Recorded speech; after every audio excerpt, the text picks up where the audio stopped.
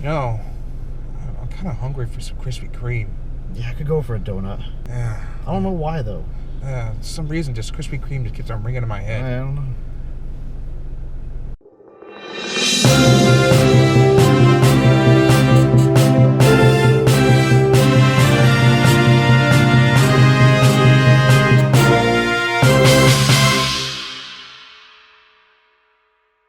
Hey guys, Big Bear Knight 589 here with Bazinga. From Getting Teched. Yes, sir. Today we got to see the movie we've been waiting for such a long time. Yes. I'm very excited to say, guys, we are seeing Power Rangers. Yeah. Now, before we get into the movie, guys, I'll tell you right up front, I'm going to do the same thing I did last time with Logan. You have 5 seconds to get the hell out of this video if you don't want to get spoiled. Spoilers! So, we start off in Angel Grove and Earth. It was obviously Earth because, you know, Angel Grove is on Earth. But it's Earth way back in the past. 65 million years. Yeah, it's interesting to see that, you know. Zordon. Yeah. As the original Red Ranger. Now, I may have screwed up what I said when I did your video before. I said that Zordon was the original Green Ranger or something like that. Yeah. But I rebuttal my sentence. I'm fixing it now. All right. Bryan Cranston was the original Red Ranger. Well, one of the... apparently there was many Rangers before them, but he was the last Red Ranger before the 65 million year gap. Yeah, and I think it's kind of cool to see, like, you know, he wasn't human, he was kind of alien-like. Yeah, he was strange looking, Yeah, he was blue. And then Rita Repulsa, I liked the take of Rita Repulsa in some moments. She plays the original Green Ranger, which I thought was a cool take on it, though. Yeah, she was like the original Green Ranger who went bad. Yeah. Yeah, and so she just wanted more power. Yeah, it came power hungry like everyone does nowadays. Yeah.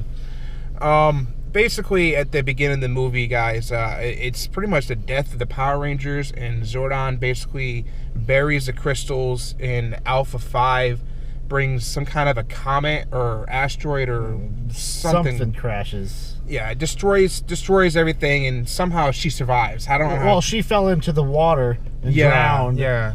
And somehow they went fishing and found her. Yeah. But I wish I could do that with every woman to find, you know? I'm going to go fishing and find my girlfriend. No, she's a mermaid. Look at that. No, she's a siren. Oh, shit. All right. Then it goes to the present time where it has Jason basically running around in his, what I imagine was a Camaro or Mustang, like, type of car. No, it was a truck. No, it was a truck, yeah. Oh, my God. Why am I thinking that? No, what happened was they were pulling a prank. Yeah. And they dropped off a bull. Oh, God. And that prank turned to really dirty joke. Yeah, you know, this movie was very, you know, this is the origin of the Power Rangers. So this is like when we were kids, Power Rangers. Yeah. Not like the newer series. So they know that a lot of the people watching this movie are adults. So the jokes they made were kind of adult, and I was very surprised. The movie was kind of gritty in some points. Talking about jacking off a cow? A bull. They're like, oh, I milked her already. Dude, that's not milking, man. I milked her udders. It's a male. It's a male. There was only one udder, wasn't there? He's like, yeah. Oh. Oh, we were like, that was disgusting. I mean, why would, see that joke didn't bother me, but it threw me off. I'm like, what? It's like, I wanted the Power Rangers. Right? This ain't your Power Rangers, kids. It ain't your Power Rangers anymore. Yeah. I thought the most interesting thing, and I don't think no one caught on to it, the bully that was beating up Billy.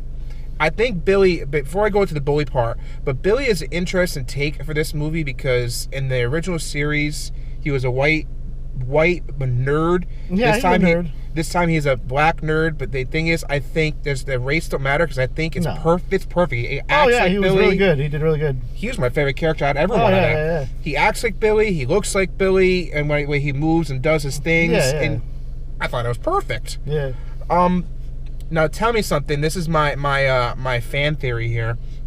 Bulk and Skull was not mentioned in the series in the movie, but could Bulk or Skull, one of those characters, be the bully that was beating up on Billy? I don't know. I think they said his name once, but I didn't catch it. I bet you it's Bulk. But it was probably their real name, not Bulk and Skull. Yeah, I think it was probably Skull, the scrawny one. I think Yeah. that one of the bigger bullies later would be Bulk. Yeah, maybe, or they just use somebody, like it's just another person. My fan theory will be out there, guys. So it goes on to basically what I would call the Breakfast Club for Power Rangers.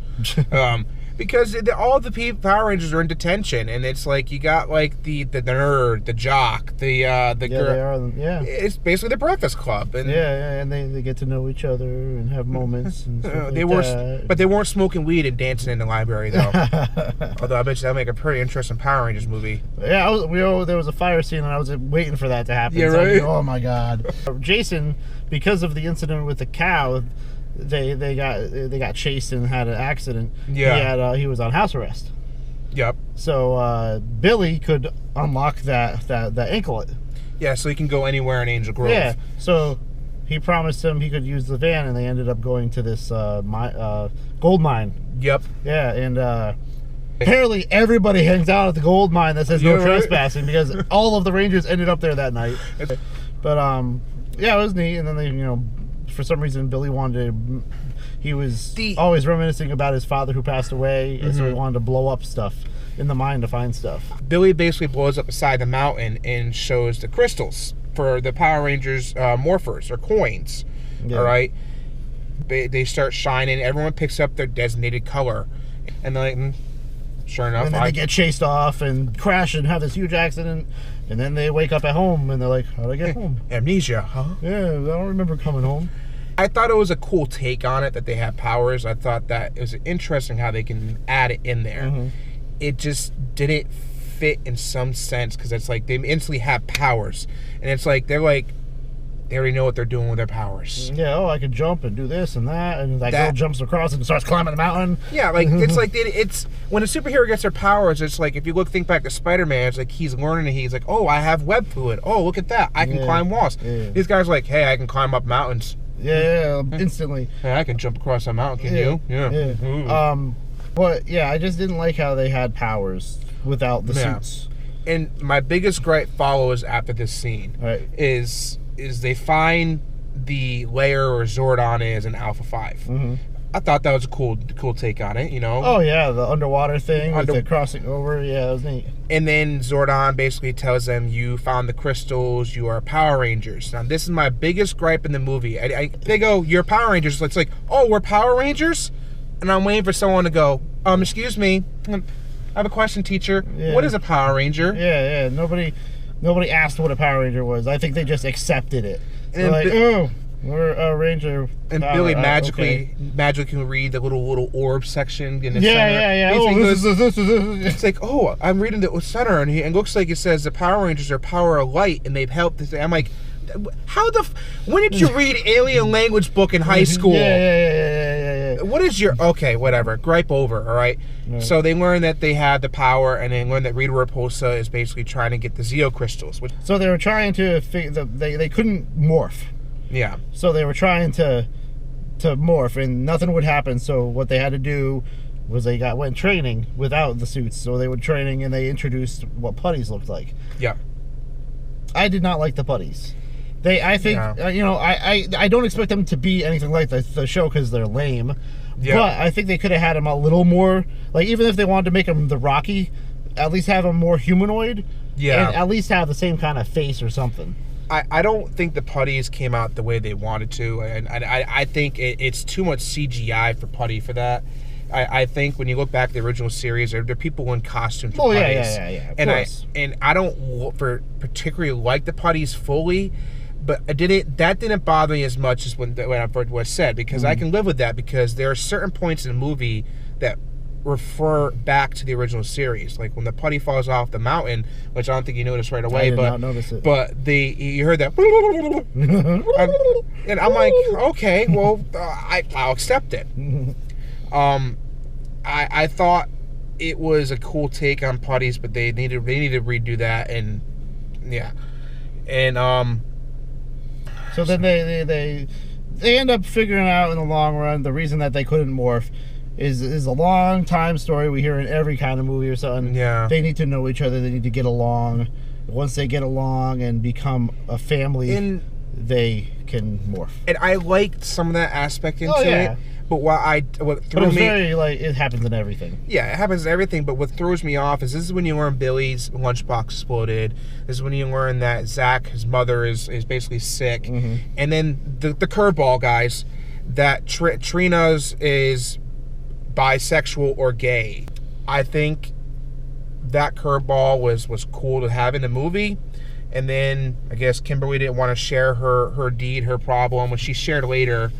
Which, I'm guessing it was somebody sent her a pic of their body or something, and she went and sent it off to somebody else and said, "Oh, you want this woman to be bringing home your parents?" And oh no, I gotta give the movie people who made this movie credit though, because Kimberly really looked like Kimberly. Yeah, she did. Like, she was that was real good. Yeah. Identical, but so they eventually bond, Yep. and in the process of them bonding, Goldar's coming alive slowly because of Rita Repulsa. Now, Rita Repulsa, we can get on the topic of her. In my book, she was short-lived. She didn't have much airtime. Yeah, she was okay. She had more airtime than I expected, but she was okay. It's just the origin story of the Power Rangers was a good portion of the movie. Yeah.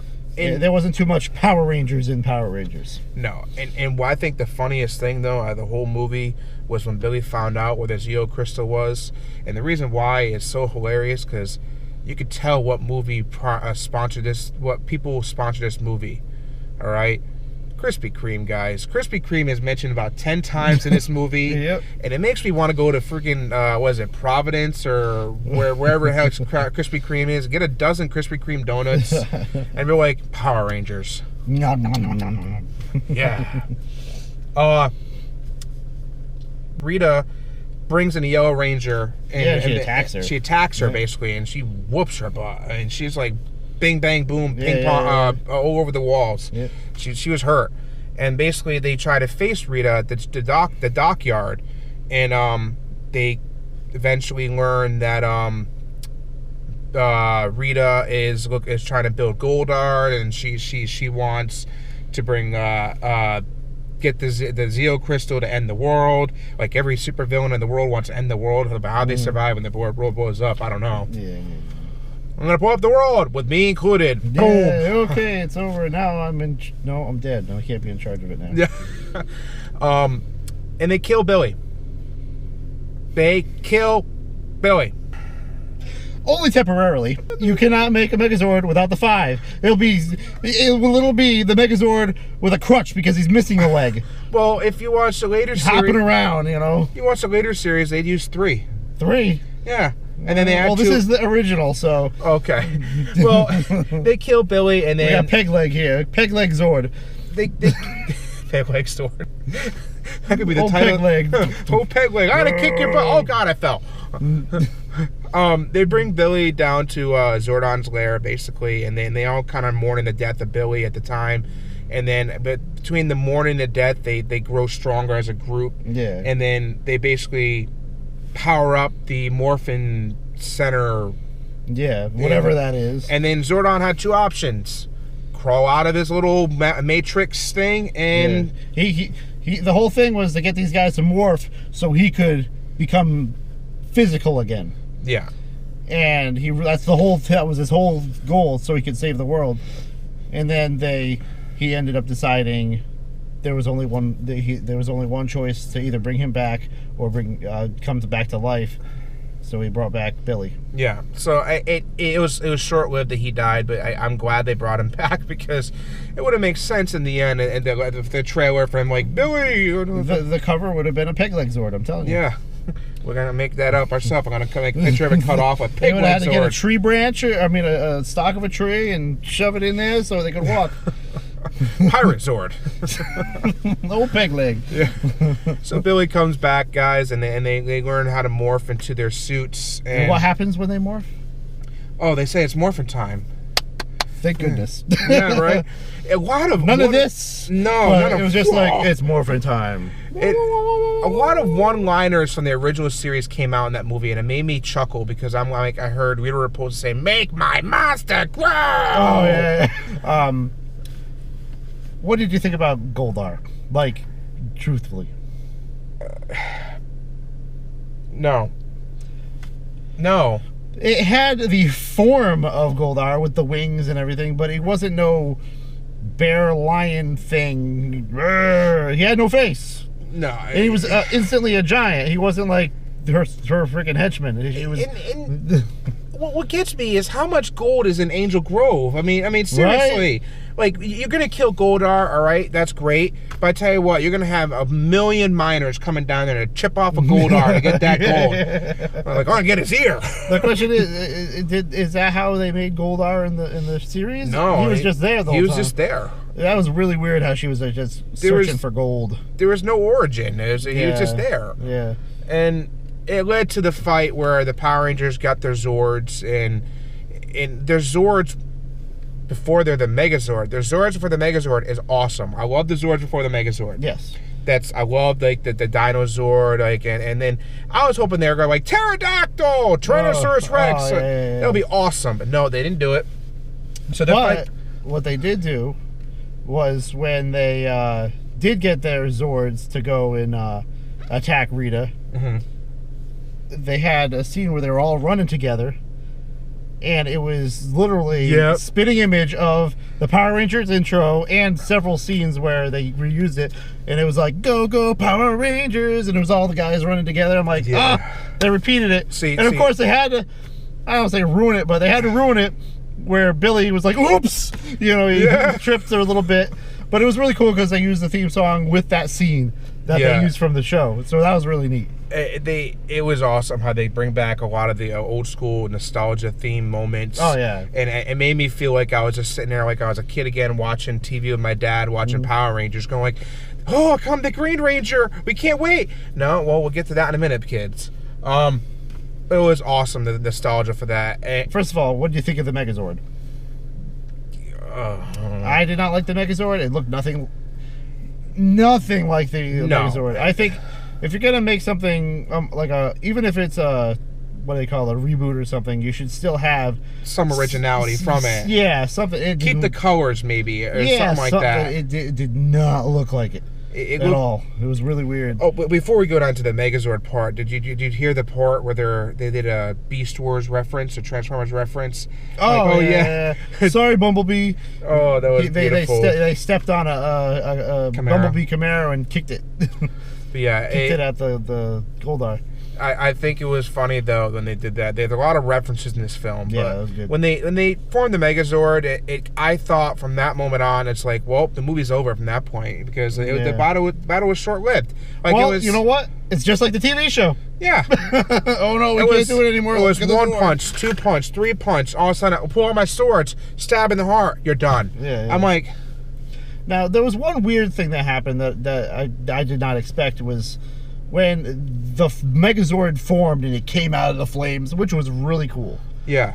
It was there, and she was like, whoa. Like, she didn't, apparently, she's never seen that before. Yeah. But that's not the thing. She had Goldar pick her up, and she put herself in him. That was weird. I did not understand that. I thought she would have called the Dinozord. I mean, the Dragonzord. The Dragonzord, because she's the original Green Ranger. Yeah. She has a gem.